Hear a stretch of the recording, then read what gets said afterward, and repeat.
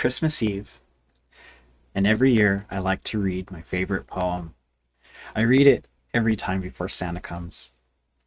It's called A Visit from St. Nicholas by Clement Clarke Moore. You don't know it? I think you do. Let's read it. Gather around.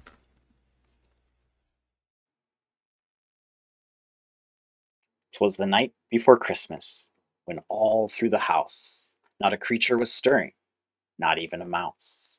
The stockings were hung by the chimney with care, in hopes that St. Nicholas soon would be there.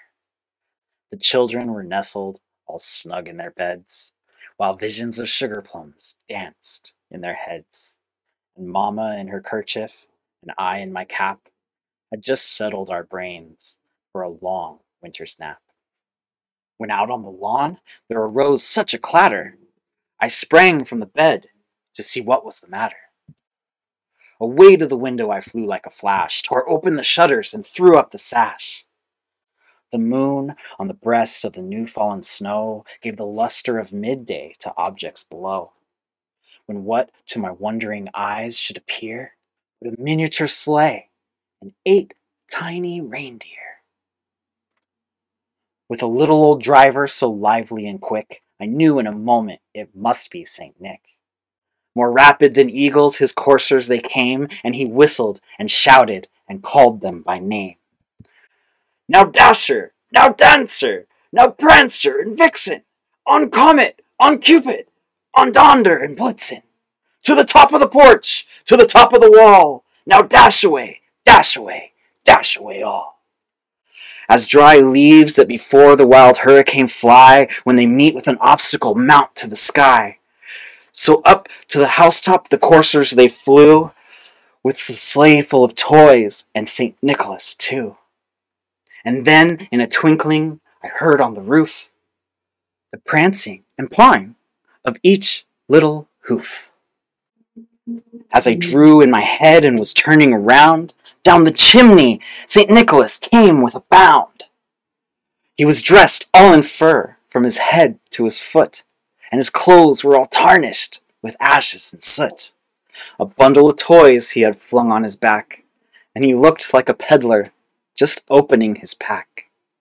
His eyes, how they twinkled! His dimples, how merry!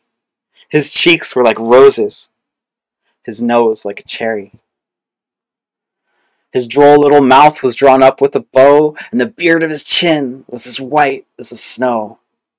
The stump of a pipe he held tight in his teeth, and the smoke, it encircled his head like a wreath.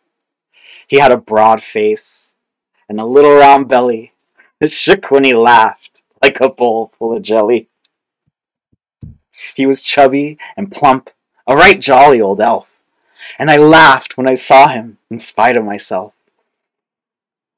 A wink of his eye and a twist of his head soon gave me to know I had nothing to dread. He spoke not a word, but went straight to his work, and filled all the stockings, then turned with a jerk. And laying his finger aside of his nose, and giving a nod, up the chimney he rose. He sprang to his sleigh, to his team gave a whistle, and away they all flew like the down of a thistle.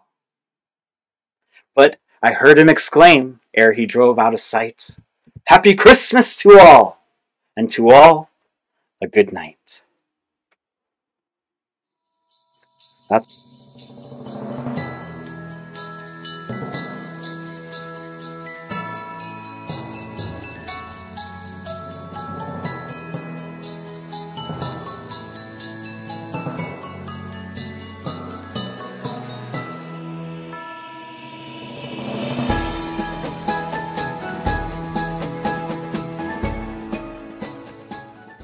Twas the night before Christmas, and all through the house not a creature was stirring, not even